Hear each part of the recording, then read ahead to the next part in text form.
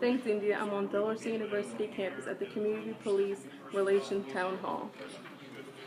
This town hall is a joint venture between law enforcement, legislators, First State Community Action Agency Incorporated, and Delaware State University. Let's take a look at the conversation about the inclusion of all cultural sensitivities and better relationships in the community.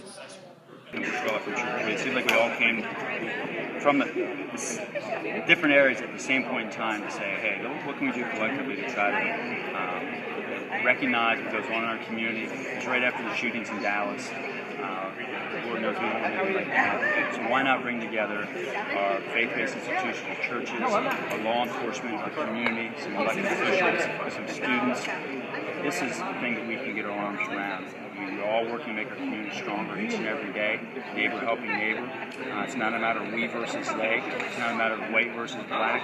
It's what can we do to make a great area even better and strengthen our neighborhoods. I think it starts with a two-way conversation. Police have to talk about some of the things we can do to improve that, to increase our transparency, to increase the relationship, to continue to build the trust with those communities. Audience members voiced their concerns regarding law enforcement behavior toward the communities they are sworn to protect and serve. From several people that you were working on to get it shut down, and honestly, you're not doing anything. Because the club is shut down Thursday, Friday, Saturday, but Sunday night from 8 o'clock to 2 o'clock in the morning, you hear bottles hitting the houses, people cussing, loud music.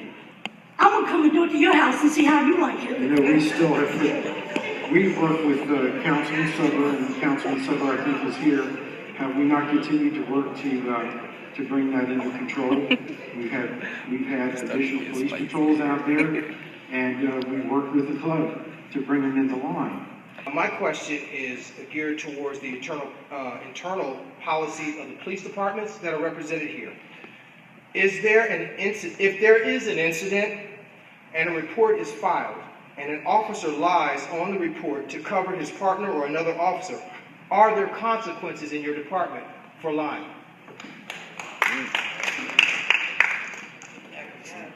Yes, we have a truthfulness policy. If an officer is untruthful and is proven to be untruthful, then they will be fired.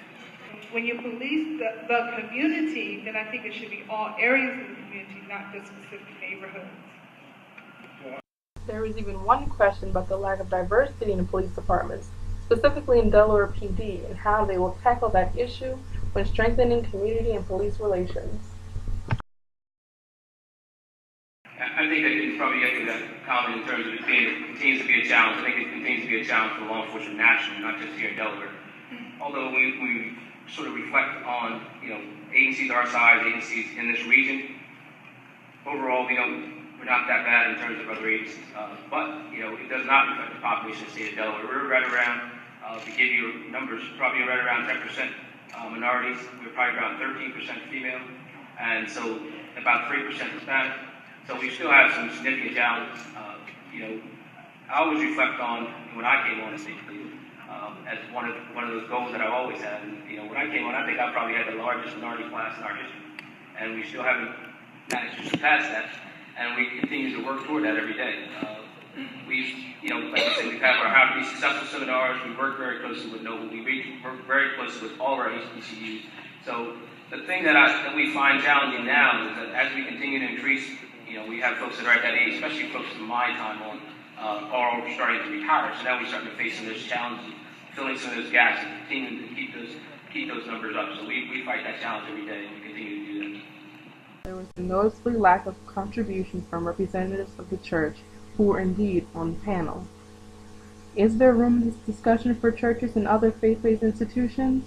These pastors believe there is, and that the church is an integral part within the community. We have to think beyond the benediction of Sunday morning. We have to do holistic ministry. and get out the masses of the people and meet people's needs. And if we have centers in our churches, I think that we need to be the ones, who's offering the GED programs, the tutoring programs, the mentoring programs, and we need to be the one to even reach out to the Department of Labor and ask if they would have a satellite office in our churches so that they could come and interview people for jobs, teach employability skills right there in the church. Jesus ministered outside. Jesus did where the people were. He fed the multitude outside.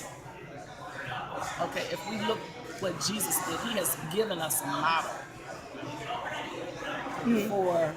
for being leaders in the community. Should all be able to come and see one another as people created in God's image, all of equal value in the sight of God. And if we see ourselves as equal value in the sight of God, then we should see each other with a higher value. And also we see ourselves in segments of society, which is somewhat accurate. I mean, we do have different communities, different neighborhoods, different positions in government or whatever.